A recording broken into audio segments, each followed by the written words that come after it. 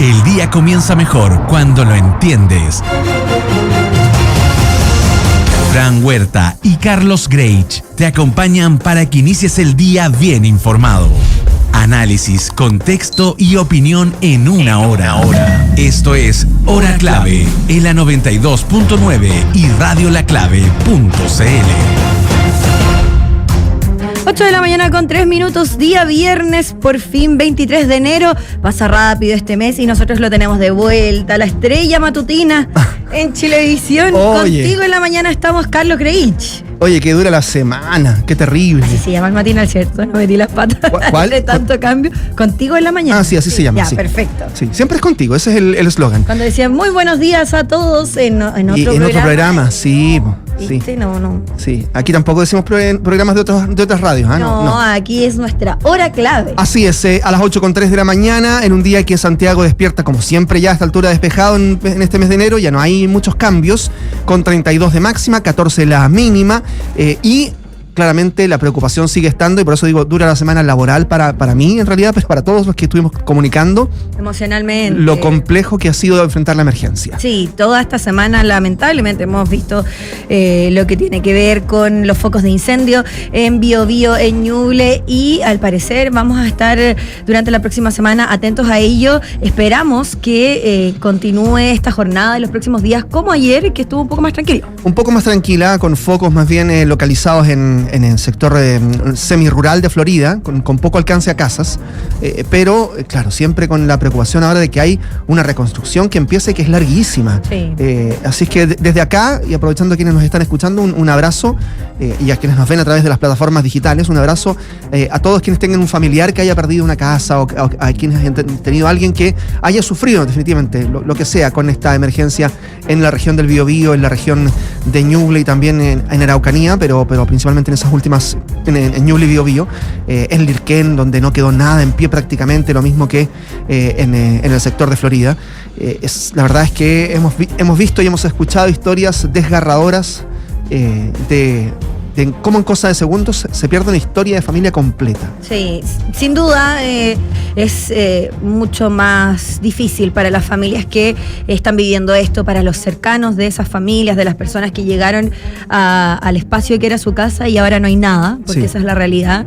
Y también para los voluntarios, para quienes están en terreno en estos momentos colaborando con sacar los escombros. Todavía hay muchísimo de eso, pero yo creo que esto afecta al país completo. Yo creo que no hay que ser tan empático para poder ponerse en los zapatos de estas personas. Es nuestro país el que se está quemando, es nuestro país el que está completamente afectado por esto, y la verdad es que hemos estado toda la semana en eso, una manito en el corazón, una otra manito en el bolsillo, poder colaborar con lo que uno pueda, no necesariamente algo monetario, es un decir, y se puede, todavía se puede, nunca es tarde para poder colaborar de cualquier forma. Sí, hay varias fundaciones que ya tienen organizado todo y han empezado a pedir que principalmente se reúnan elementos basados en el dinero, digamos, porque ellos con ese dinero pueden ir haciendo esta organización. Techo, el Hogar de Cristo también.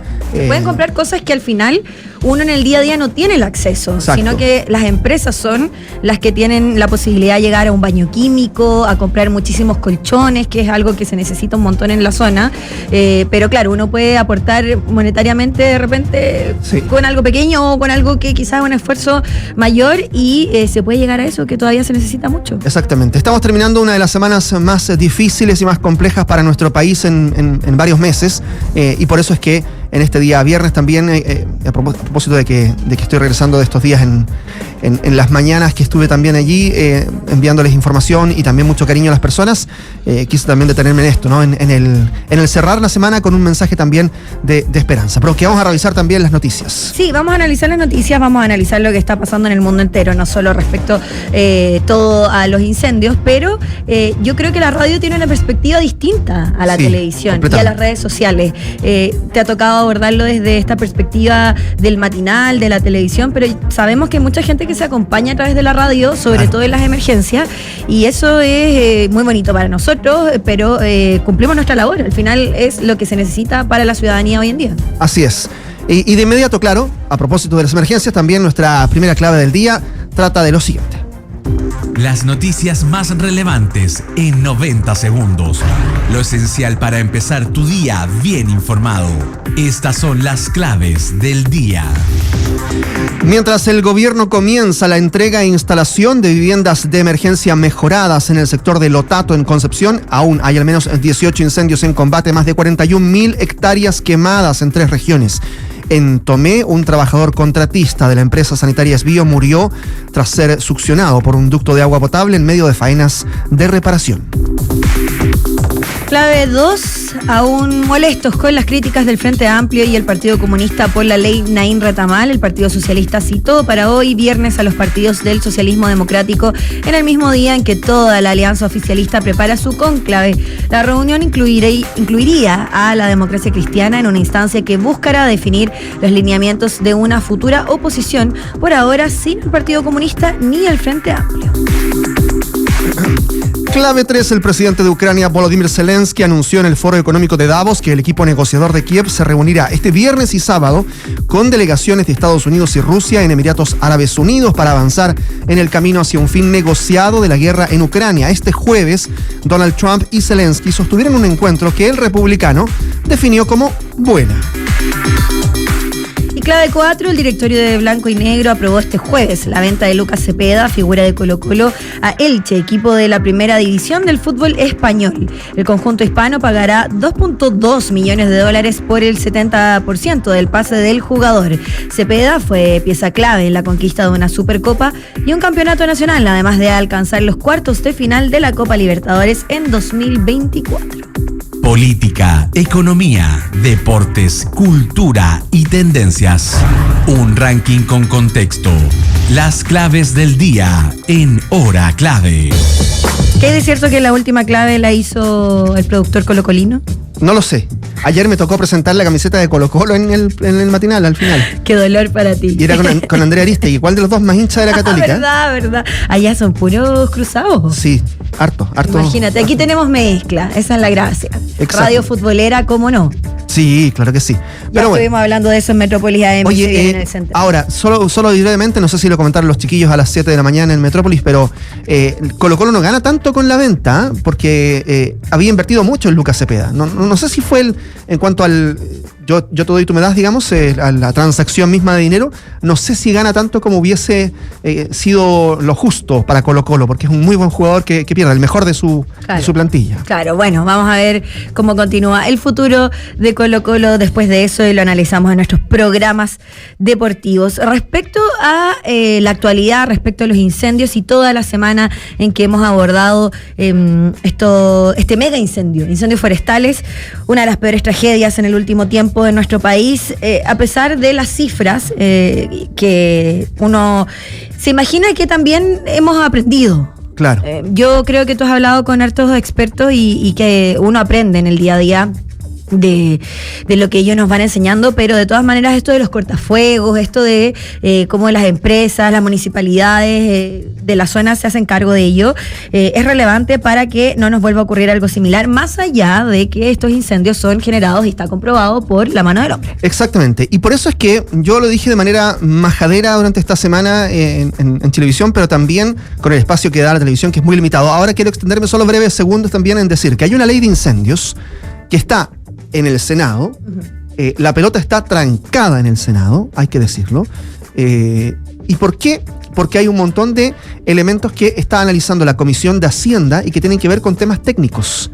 Y lo que le piden a la Comisión de Hacienda es que libere la discusión de los temas técnicos para la siguiente comisión, que tiene que ver justamente con eso, y que solo se aboquen a asignar recursos. Y eso está muy complejo de sobrellevar en esa comisión en el Senado, por un lado. Por otro lado, esa ley de incendios, entre otras cosas, lo que permite es que haya un organismo liderado por CONAF y por la Corporación Nacional Forestal, digamos, bueno, es la CONAF, pero también por otros organismos vinculados a la CONAF. Vinculados a la CONAF, claro, es que se me olvidó la nomenclatura del otro organismo, pero son dos. Son tantas también. Claro, pero en definitiva, expertos liderados por CONAF que pueden, una vez que el incendio se produce y una vez que eventualmente el suelo queda allí devastado, evaluar si se puede reconstruir en el mismo lugar. ¿Y qué se puede reconstruir en el mismo lugar? Hasta hoy día esa evaluación no está en manos de expertos de CONAF. No. Y entonces, esta ley lo que garantiza es que si hay un incendio, se generan muchas menos suspicacias respecto del uso del suelo. Esa legislación está trancada en este momento en el Senado y eso es lo que tiene que avanzar con el fin de evitar, por ejemplo, que la discusión se centre en si este incendio fue provocado o no por alguna razón específica. Sí, y en ese sentido, quienes han estado en la zona durante esta semana son los mismos futuros ministros del gabinete del presidente José Antonio Kast. En ese sentido, Iván Poduje, el futuro ministro de Vivienda, ha hablado de eso, Carlos. De hecho, el mismo Iván Poduje dijo que él creía que hay zonas del Biobío, de Ñuble específicamente, que es donde ahora nos abocamos, que van a tener que cambiar completamente. O sea, no es esto de llegar y poner otra casa en el mismo lugar. Van a haber calles, van a haber pasajes, uno como lo ve en el día a día, que van a tener que ser reconstruidos de otra forma. Claro, el punto van es a tener que cambiar por completo. El punto es que no sea reconstruido y que luego se genere una situación de riesgo también por la construcción de otro rubro en el lugar donde habían casas, digamos. También es importante. Ahora, el punto es el siguiente. Es cierto, aquí se entrelazan varias necesidades. Porque también los vecinos de esos lugares, que a lo mejor ya construyeron hace 20, 30 años, quieren volver a construir en el mismo lugar donde estaban viviendo. Uh-huh. Y es su anhelo y su afán. Dudan de la capacidad de un Estado de darles una vivienda digna en otro lugar. Pero si el Estado fuese capaz de entregarles esa vivienda digna en otro lugar, con las mismas condiciones o incluso mejores, claro que esos vecinos quisieran decir, ya, ¿saben qué más? En realidad, ok, no construyamos acá, vámonos de este lugar, es riesgoso. Pero eso no ocurre, el Estado no tiene esa capacidad. No, y todo el tema psicológico que está de por medio, en donde ya vemos algunas personas que sus terrenos, sus espacios fueron... ya eliminaron los escombros, ya está todo limpio y que están pensando en instalar las media aguas, que es parte de la emergencia, para volver a tener un día a día, para volver a vivir.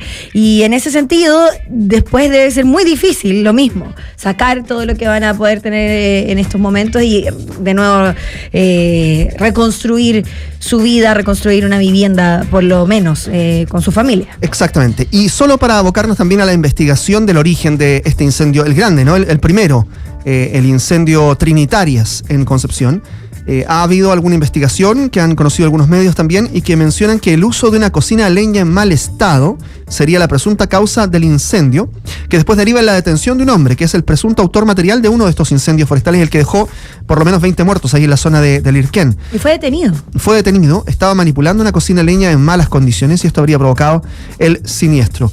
La Fiscalía dice que tiene pruebas que permiten aseverar estos hechos y aunque haya sido solo una negligencia, eso ya amerita un proceso judicial en contra de esta persona por los efectos que tuvo esta acción. Y algo que llama la atención de este incendio, a diferencia de los que hemos visto en años anteriores, es lo de los drones, que se hablaba mucho en la jornada de ayer respecto a que se prohibieron los drones en zonas de combate, porque, sí, bueno, colaboran muchísimo para poder entender todo lo que está ocurriendo en el lugar, pero por otra parte eran muchos que eran un estorbo. Es que de nuevo tiene que ser todo organizado. Hasta ayer todavía, después de los incendios del fin de semana, hasta ayer todavía faltaba mucha coordinación en muchos lugares. Y esa coordinación, por ejemplo, también implica que los drones que se levantan no pueden estar operando en lugares donde están avanzando los aviones y los helicópteros que combaten los incendios, digamos. Entonces, sí, ahí hay un punto importante y que debe coordinarse. Por lo pronto, eso es bueno, ¿no? La prohibición total. Que sean autorizados, además, personas que estén autorizadas para poder volarlo. Claro, claro. Lo que pasa es que había también, de nuevo, intereses cruzados. Había medios de comunicación que levantaban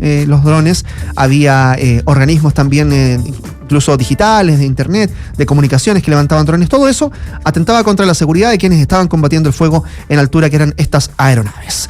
Vamos a estar atentos al desarrollo de esta emergencia también durante el fin de semana y por supuesto acá en la programación de la 92.9, el abrazo comprensivo, cariñoso y especialmente de contención, que es lo que uno también puede hacer con mayor ahínco en este lugar, para todos quienes perdieron una casa, algún lugar, o a sus familias también, porque hubo hasta ahora 21 personas fallecidas. Noticias sin ruido, datos con sentido. Esto es Hora Clave. Bien movida estas últimas 24 horas respecto al ámbito internacional, Carlos. En Davos pasaron muchas cosas.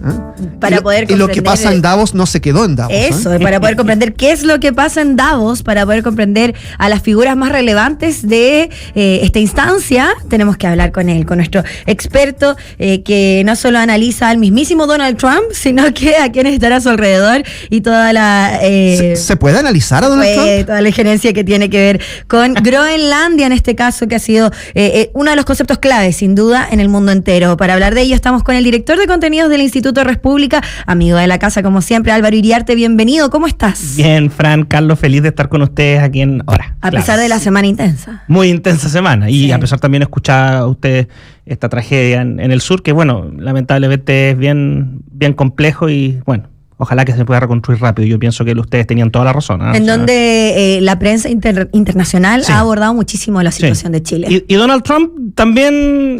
Y eso tenemos que ponerlo en perspectiva. No lo dejemos pasar por alto. Enviaron ayuda internacional desde Estados Unidos, desde México también, que ya llegó muy pronto. Pero bueno, a ver, las contradicciones de un Donald Trump, que quiere ser el Nobel de la Paz, que quiere ser el presidente de la paz. Que se enojó por no serlo. Claro. Y que eso trae consecuencias. Y que después dice, ¿saben qué? Necesitamos por la fuerza Groenlandia, si no nos los van a entregar. Después dice, ¿saben qué más? Ya, por la fuerza no. Pero igual pásennos la islita, digamos, por favor. Y que decide dónde decir eso. Y yo no digo peyorativamente la islita, pero es que él dijo pedazo de hielo, que es peor. Claro. Entonces, y en medio de eso, y de todas estas amenazas y advertencias, dice, ¿saben qué más? Hagamos una junta de paz. ¿Qué es la Junta de Paz? Explíqueme, por favor, porque de eso sí que no tuve mucho espacio para revisar. Mira, a ver, varios temas. Yo creo que este año sí que ha estado entretenido Davos, aunque ya en la edición anterior del 2025 y quizás la del 2024, Davos empezó a tomar cierta emoción con, por ejemplo, los primeros 2 discursos del presidente Javier Milei. Fueron bastante interesantes. Pero en este discurso en particular de Donald Trump en Davos, pareciera que hubo un verdadero efecto telúrico, ¿ya? Ahora, ¿qué es lo que es esta Junta de Paz? La Junta de Paz es una instancia pensada en Gaza. O sea, esto está pensado, ¿se recuerdan ustedes el plan de los 20, de los 20 puntos de paz de Gaza? Que, claro, nos concentramos nosotros en el cese al fuego, la tregua, pero tenía muchos elementos. Uno de ellos fue muy polémico, esto de cómo se iba a reconstruir las concesiones. Lo conversamos aquí, de hecho. Sí. Bueno, pero lo que está haciendo desde esa perspectiva el Departamento de Estado y la administración Trump es involucrar miren cómo lo voy a decir, a la comunidad internacional en esta como entidad para supervisar y mantener de alguna manera funcionando la paz, pero esto es en paralelo y al margen de las instituciones internacionales existentes. O sea, aquí no está la ONU, no va a ser una fuerza de paz de la ONU, no va a ser una misión de la ONU y no va a estar la ONU a cargo del tema, y eso te explica claramente que aquí hay un sentido y propósito de largo alcance, que es, en el fondo, plantear un camino alternativo, y es una apuesta. Yo creo que el presidente Trump, cuando los biógrafos ya una vez definitivamente fuera del cargo puedan reconstruir, yo creo que lo van a tener que definir como un apostador, porque esta apuesta es muy grande. O sea, es mostrar que si se unen algunos países sin la estructura burocrática de la ONU y logran efectivamente mantener la paz y reconstruir, eso va a ser un terremoto para la Organización de Naciones Unidas. Pueden ser mejor que la ONU, en el fondo. Eso quieren demostrar. Eso quiere demostrar Donald Trump, y que no se necesita la ONU. Claro. Y esa es la señal potente. Y no es menor el rol que cumple Donald Trump, sin duda, en este Davos 2026, pero existen otros factores que han llamado la atención este año, como la opinión de Macron. ¿Qué relevancia toma y cómo se construye este paralelismo frente a Donald Trump? Sí. Mira, yo te iba a mencionar cuando estábamos comenzando el bloque, dos discursos, dos actitudes o dos figuras. Macron, presidente de Francia, y el primer ministro canadiense. También. Carney. Sí. Cuyo discurso ha sido ampliamente viralizado. Sí. Pero son los otros protagonistas. O antagonistas para Donald Trump. Sí, pero en este sentido, no menospreciemos a Donald Trump y al equipo. El verdadero antagonista detrás de Carney y detrás de Macron, para los Estados Unidos, sigue siendo el mismo. Es China. Y acá hay dos elementos muy importantes a conectar. Hace unas semanas atrás, Xi Jinping se reunió con el presidente Macron y se firmaron 5 acuerdos bilaterales de colaboración o cooperación entre Francia y China en distintas materias, y la gente comentaba que esta era una exitosísima negociación de Macron, porque en el fondo Macron no había entregado nada, ¿no? No había entregado tierras raras, no había entregado un territorio de ultramar de los que tiene Francia, etcétera, etcétera, etcétera. Pero claro, lo que tú puedes percibir es que efectivamente quizás lo que entregó es que Macron, que recordemos que Francia no está en la OTAN, se salió el año 66, tiene una actitud bastante más de confrontación y está tratando de aglutinar a Europa como marcando el contrapunto de decir, podemos tener nuestra ruta propia, no necesitamos a los Estados Unidos. Y en el caso de Canadá, fíjense lo que es interesante esto, o sea, ni Justin Trudeau se atrevió a tanto. Pensé que iba a decir Justin Bieber. No, también es canadiense, ¿no? Sí. Claro, ni Justin Trudeau se atrevió a tanto porque las relaciones entre Canadá y China estaban en una etapa más bien congelada, bastante frías, por las restricciones que había impuesto el propio gobierno de Trudeau a los autos eléctricos y otras cosas más. Cierto. ¿Qué es lo que hace el primer ministro Carney? Viaja, primer encuentro oficial entre el primer ministro de Canadá y el presidente Xi Jinping desde el 2017, se cierran los acuerdos y ya en China, Carney dice algo así como, no necesitamos, estoy declarando la independencia del comercio con los Estados Unidos, por plantearlo, no hay una dependencia de Canadá. Lo plantea 2-3 días antes, va a Davos y tienes un discurso en donde el discurso de Carney en Davos es efectivamente decirle a Estados Unidos que el mundo no lo necesita porque no es el gran poder que fue la superpotencia. Uh-huh. Esa es la foto. Y ahí tienes la respuesta en el discurso de Donald Trump, que en esto tengo que ser muy crítico. La forma del discurso, tengo que ser muy honesto, es un discurso que no compite en forma, en la limpieza intelectual y en cómo lo dice con ningún otro. O sea, es malo. Pero vean el contenido, los 3 o 4 puntos centrales que levantó, y eso es lo que hay que poner en perspectiva. Y desde eso se observa a Xi Jinping desde las sombras. Es que ese es el tema. Y de hecho, Donald Trump, claro, es una actitud, califiquémosla como es bastante grosera, es poco diplomática también, porque son cosas distintas. Sí. Pero ¿qué dice? Oiga, los chinos les venden a ustedes baratijas que solo los tontos podrían comprar, y ustedes compran y están con déficit de balanza comercial con los chinos, y los chinos son... Claro, cuando tú empiezas a revisar la situación de la balanza comercial en los países de Europa... es tal cual. O sea, efectivamente todos tienen déficit con China, y China se ha convertido en el principal también inversionista en estas materias. Los comercios, o sea, en España y en Portugal tienen los problemas de los malls chinos que tenemos nosotros. Sí, el problema va a ser cuando empieza a ser el principal acreedor y empieza a pedir, y ahí la cosa va a estar brava. Digamos. Y eso es lo que dijo Donald Trump en Davos. Insisto, muy mal, Fran y Carlos, o sea, sí. Pero pongan ojo en eso. Sí, estamos con Álvaro Iriarte, director de contenidos del Instituto República, aquí como siempre, cada semana en Hora Clave. Y hay un punto importante, y es devolver también, de una u otra forma, algo de decencia al discurso político, que es importante, ¿no? Muy importante, las formas que se han perdido porque Donald Trump cruzó todos los límites. Y aquí viene la pregunta. Hace una junta de paz y aparece Milei por un lado, todo bien, presidente de Argentina, aparece el dictador Víctor Orbán, el húngaro, al otro lado, y lo tengo que decir así porque es un dictador, y varios otros líderes afines a su ideología. ¿Qué sustento a largo plazo tiene efectivamente una organización liderada por una persona que desprecia el derecho internacional como tal, trata a Groenlandia de pedazo de hielo y que deberían ser de ellos, digamos, porque sí? Después habla con naciones europeas y les dice, ustedes hablarían alemán si no fuera por nosotros, digamos. Que puede ser exactamente un argumento plausible en base a... Y algo de japonés. Y algo de japonés, claro, decía. En base a que si hubiesen perdido la Segunda Guerra Mundial, claro, estarían...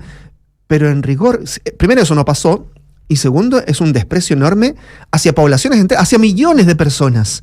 Y ni hablar con Canadá, digamos, que los puso en una bandera con el mismo Canadá, México, todos juntos, todos iban a ser Estados Unidos. Todo ese desprecio y todo ese discurso tan peyorativo hacia millones de personas, ¿en algún momento tendrá freno o seguirá esto escalando en la medida que Donald Trump en los próximos 3 años pueda, a su propia voluntad, establecerlo? Sí, mira, varios temas. Está buena. A ver, 1, 2, 3 te diría. Vamos.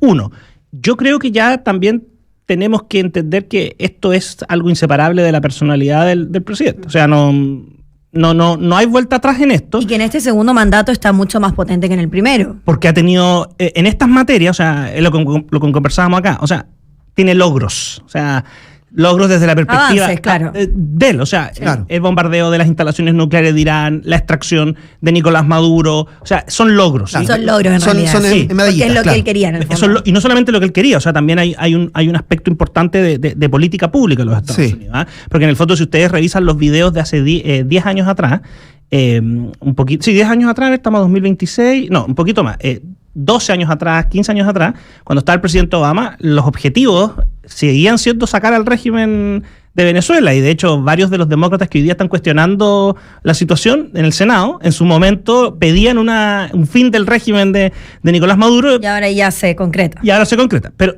dejémoslo ahí.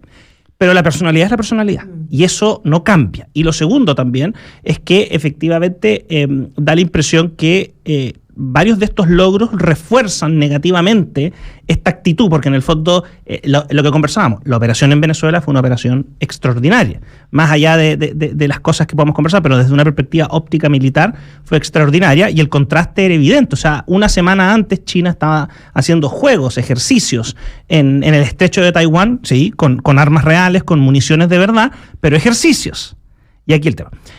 Yo creo, Carlos, que el tema es el siguiente.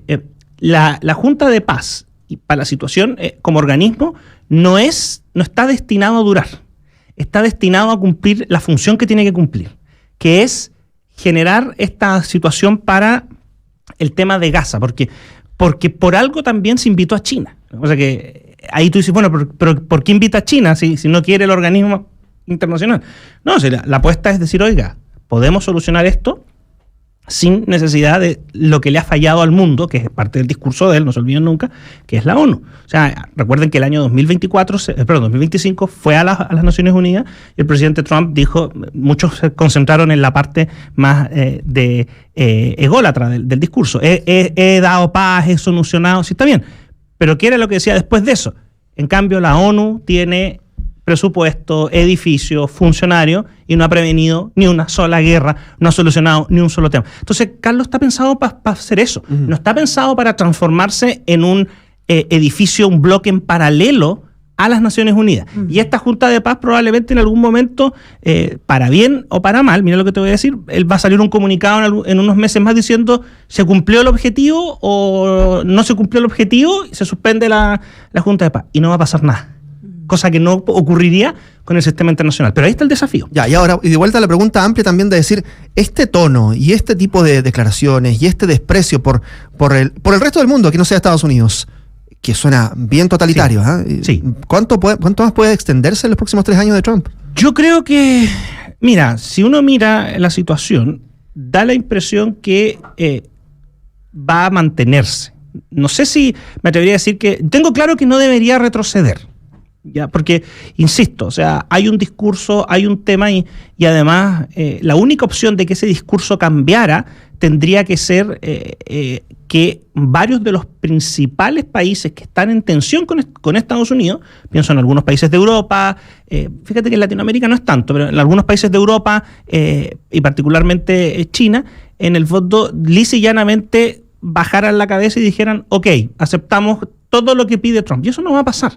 Entonces Trump va a mantenerlo porque es parte también del discurso político del MAGA, que además tiene hoy día la complicación, no se olviden, que tiene lo que conversábamos, los logros han sido todos comillas en materia de relaciones exteriores, claro. Y las elecciones probablemente de noviembre, como lo hemos conversado, van a terminar siendo decididas por elementos de política doméstica. La inflación, el trabajo, la seguridad, otras cosas más. Entonces, tienes que mantener ese discurso para decirles, lo estoy haciendo por Estados Unidos, y ahí mete los elementos de las tarifas. Entonces, esto está muy, muy líquido todavía, Carlos, pero va a seguir y no va a parar. Álvaro, yo sé que nos queda poquito tiempo, pero no puedo dejar de preguntarte a propósito de conceptos como hablaba Carlos y que uno de repente queda medio perdido entre tanto movimiento al respecto, sobre la cúpula dorada y la comparación que se hace con la cúpula de hierro. Sí. ¿Cuál es esta propuesta de Donald Trump al respecto?